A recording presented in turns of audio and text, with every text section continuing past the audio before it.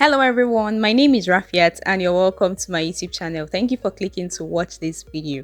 I'm here to let you know that by the end of this video, you'll be able to bake yourself and your loved ones a really yummy chocolate cake. And you know the coolest part, you don't need an oven for this recipe. And this means that absolutely anyone can recreate this. And our first ingredient for today is all-purpose flour. And in addition to that, we have some cocoa powder, which is a major ingredient for this recipe. You cannot bake chocolate cake without this one.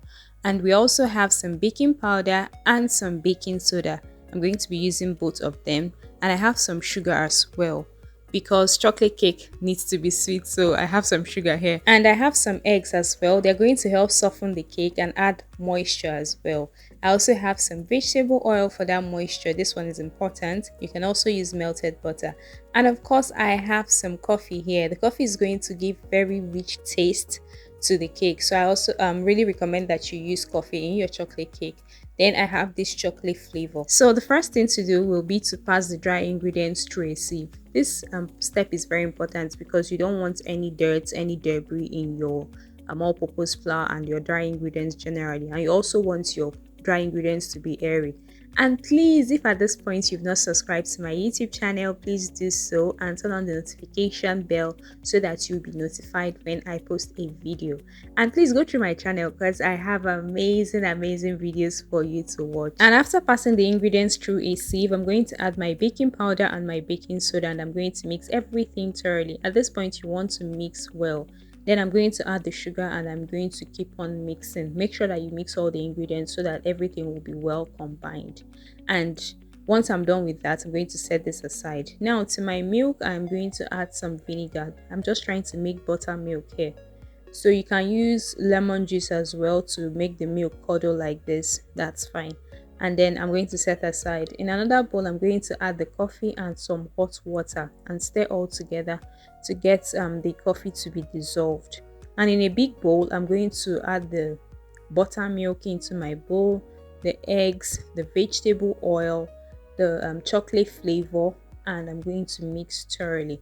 This will form the wet ingredients. And after mixing the wet ingredients, that's when I'll start introducing the dry ingredients. But at this point, make sure you mix very well. You can also use a hand mixer and an electric hand mixer to do this. That's fine. And after mixing, one thing I want you to notice that you need to introduce the dry ingredients bit by bit and not all at once. This is going to make sure that you get the right consistency and adjust anything you want to adjust, and also not to overwork the cake batter. It's very important not to overwork your cake batter. So as you can see, I poured half of the dry ingredients, then I poured the second half. You can even do this, you can pour 3 times, 4 times. Just do it bit by bit and not all at once. That way you're going to have maximum control of the cake batter. And at this point, you want to add the dissolved coffee and you want to start mixing gently. Don't rush this process at all. So start mixing gently, and that way you get control of the batter, like I said earlier.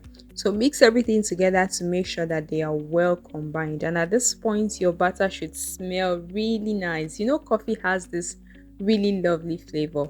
And in order to bake this, I'm going to be using a loaf pan. You can use any kind of pan at all. And I'm going to just spread some vegetable oil in there. This is going to make the cake come off easily when you're done baking. It's optional, but I like to do this.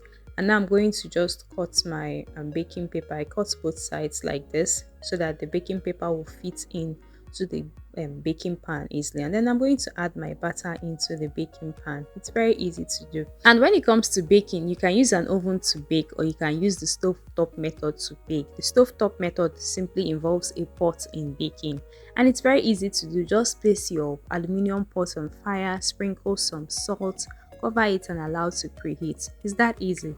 So I've allowed mine to preheat. Now I placed the stand inside the pot, then I placed my cake on top of this stand. I'm going to cover and allow to bake on low heat for about 40 minutes. And to know that your cake is ready to be enjoyed, to know that it's been thoroughly baked, all you have to do is pass a skewer into the cake.